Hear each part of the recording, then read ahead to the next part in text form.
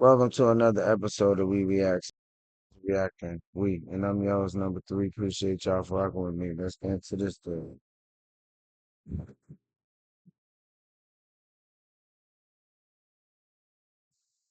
Let's get it. A cold November night in 2011, when the sound of gunshots shattered the silence at a funeral in Southwark. Aziza Ronnie Khan lay motionless, the latest victim in a brutal gang feud that had gripped South London.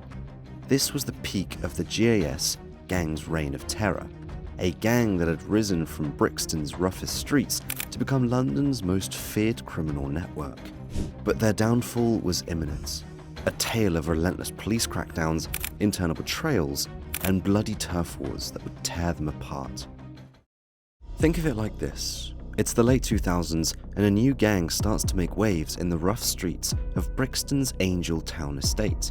This gang, known as GAS Gang or just GAS, quickly became infamous. The name GAS has a few meanings: guns and shanks, gangsters always shoot, grip and shoot, and grind and stack. Each name gives you a clue about what they were all about: violence and making money. Brixton had always had its fair share of gang problems. Every generation seemed to bring a new gang with a new name, but the core issue remains the same: poverty, violence, and crime. Angel Town Estate in particular was a hotspot for these activities. Before the GAS gang came along, there were PDC, which stood for Peel AM. This is in the morning, 5:36 in the morning. Grinding. Dem Crew, or poverty-driven children.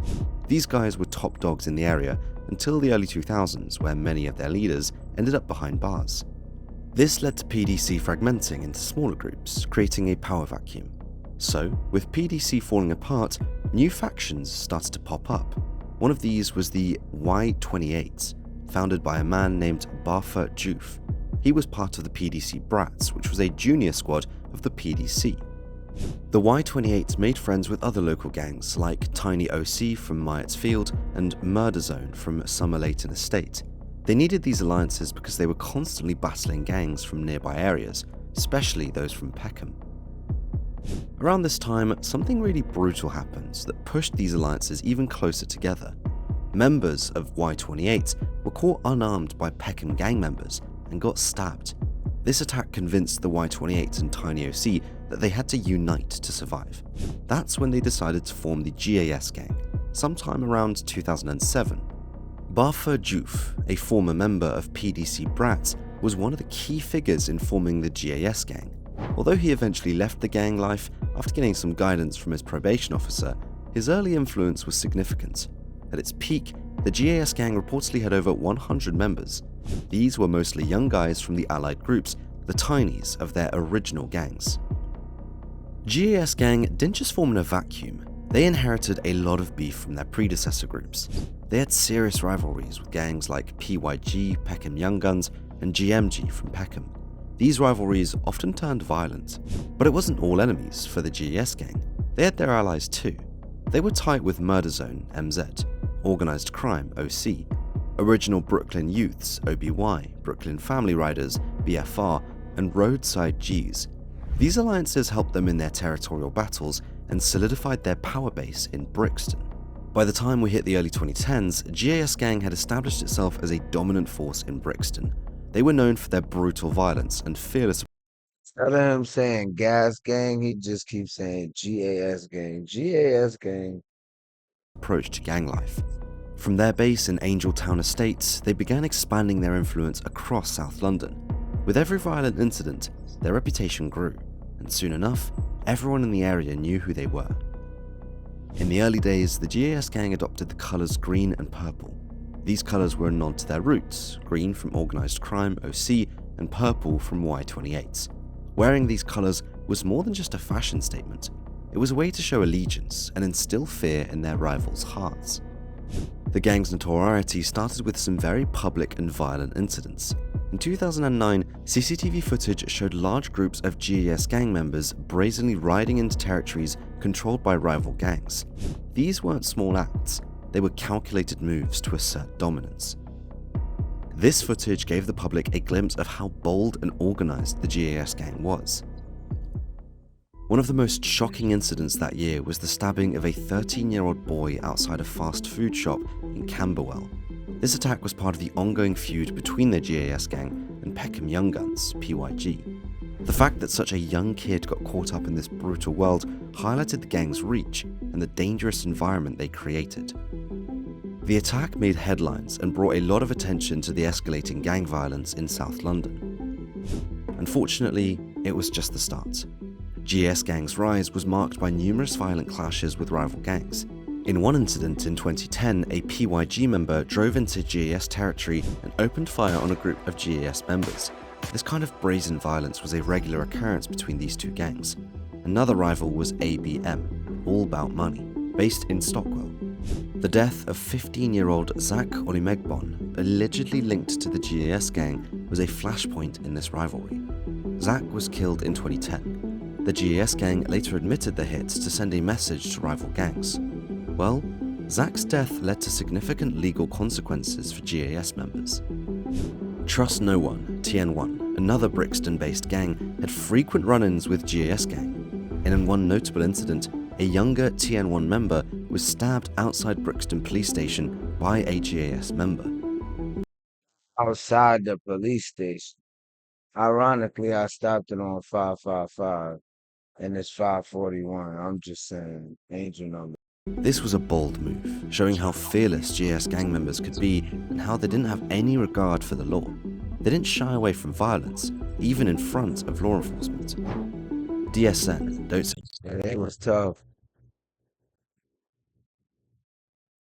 They was tough. nothing, from Croydon also had conflicts with the GAS gang. These altercations often involved stabbings and shootings, contributing to the chaotic gang landscape in South London. During their rise, GAS gang members were involved in various criminal activities, with guns and drugs being a significant part of their operations. They were known to carry firearms, which was relatively rare and highly illegal in the UK. This made them even more dangerous. Drug dealing, especially crack cocaine, was another major source of their income. They had a network that extended beyond Brixton, showing just how organised they were. But while the GAS gang had risen from a small group to a well-established, ruthless gang, their rivals increased with equal speed.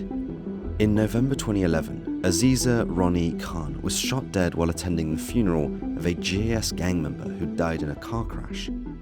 The funeral was held in Southwark, which was a rival territory, despite police being warned about the potential Big thing in rival territory, bro. Why would they do that? Like, it's bound to happen, bro. held in Southwark, which was a rival territory. Despite police being warned about the potential for violence, they failed to provide adequate protection. One of the most heartbreaking incidents involving the GAS gang occurred in March 2012. 3 members of the gang, Nathaniel Grant, Kazim Kolawole, and Anthony McCalla, were attempting to shoot a rival gang member who'd run into a shop where Thusha Kamaliswaran, a 5-year-old girl, was playing. They fired indiscriminately into the store, and a bullet hit Thusha in the chest, leaving her paralyzed from the waist down. This act of violence shocked the nation and highlighted the innocent victims caught in the crossfire of gang wars. The violence wasn't just about turf wars. Kidding me, bro? Paralyzed my daughter. Oh gosh.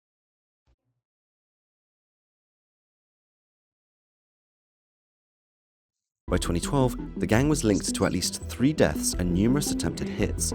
The local council and police believe that the gang was responsible for 3/4 of the violent incidents involving young people in Brixton.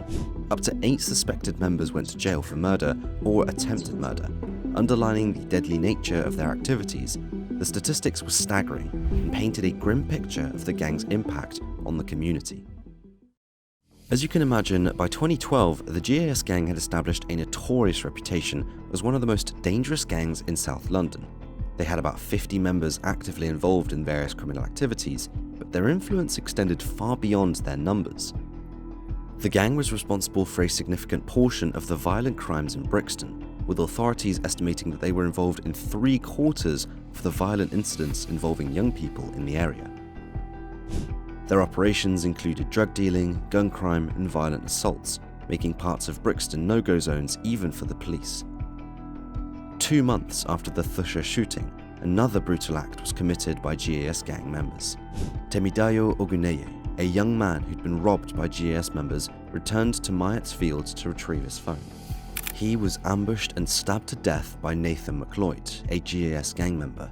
McLeod was later sentenced to a minimum of 14 years for the death of Oguneye.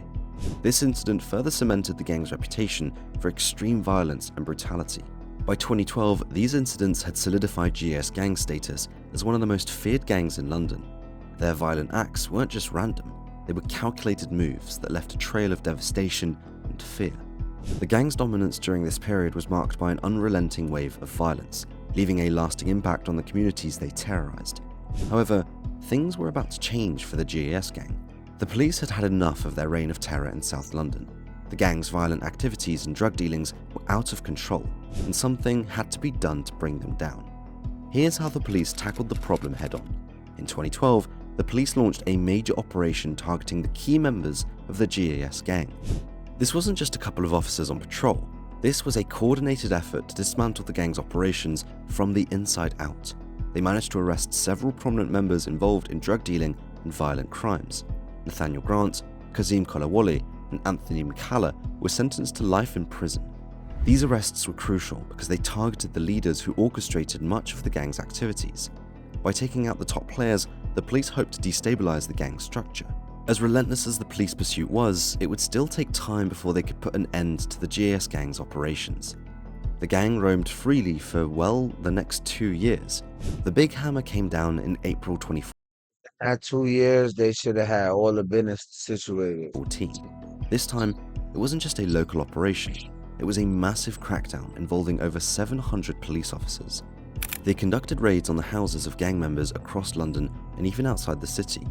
9 raids were specifically targeted around the Angletown estate, where the GAS gang was headquartered.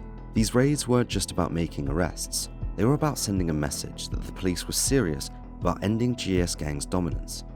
During these raids, the police uncovered a wide array of criminal activities linked to the gang. Let that be a lesson to you. Once you become too big for the program, they're gonna want you out the way. I'm telling you. Gang. They found evidence of drug dealing, money laundering, gun crime, and violent assaults. This was a significant blow to GAS gang's operations and marked a turning point in the fight against gang violence in South London. Detective Chief Inspector Tim Champion noted that this operation significantly suppressed violence in the area, with a noticeable reduction in knife crime amongst young people. The decline of the GAS gang was a combination of several factors, but one of the biggest was the jailing of their leaders. When the top dogs were taken off the streets, it created a massive power vacuum. The gang was highly dependent on its leadership, and with everybody locked up, you know it's gonna be somebody who wanna be the super tough guy, right? Watch. without those key figures, there were a lot of confusion and infighting. Younger members vied for control, but they lacked the experience and authority of their predecessors. As the power struggle continued, splinter groups began to emerge.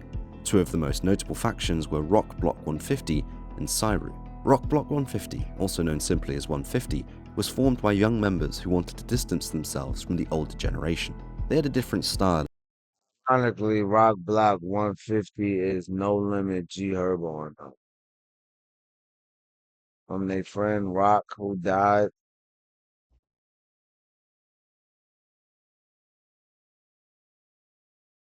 So I'm trying to figure out what is the purpose for them to be named Rock Block. Somebody died, Was formed by young members who wanted to distance themselves from the older. or they live on Rock Avenue or Rock Place. Which one? Also known simply as 150, was formed by young members who wanted to distance themselves from the older generation. They had a different style and approach, especially in the music scene, where they made a name for themselves in the UK drill genre. On the other hand, Cyru was another faction that developed from the Somerleyton estate area. These groups still carried the legacy of the GAS gang, but operated independently and often had their own internal conflicts. Adding to the chaos was the rivalry with the 76 gang, based in Brixton Hill. The 76 gang became a significant player in the area and frequently clashed with the remnants of the GAS gang and its splinter groups. These internal and external conflicts further weakened the cohesion and power of the GAS gang. The relentless efforts of law enforcement played a crucial role in breaking down the gang's influence. The police were determined to dismantle the gang's operations, and their persistence paid off. The raids and arrests in 2012 and 2014 were pivotal moments. By removing key players and continuously pressuring the gang, the police managed to disrupt their activities significantly. The impact on local crime rates was noticeable. With many of the most violent and active members behind bars, the number of violent incidents involving young people in Brixton began to decrease. The police reported a 6.5% reduction in knife crime among the under 25s, which was a significant achievement in an area plagued by gang violence. These efforts not Damn sure an achievement. There's somebody dying every second over there. only reduced the immediate threats, but also helped to weaken the gang's grip on the community. The constant police presence and the fear of raids and arrests made it harder for the gang to recruit new members and maintain their operations. Over time, this persistent pressure from law enforcement contributed to the overall decline of the GAS gang. The infighting and power struggles within the GAS gang didn't just weaken their structure, it also made them more vulnerable to external threats. The rivalry with the 67 gang was particularly damaging. The 67 gang wasn't just another rival, they were well organized and equally, if not more ruthless. Their rise created additional pressure on the GAS gang, leading to frequent violent clashes.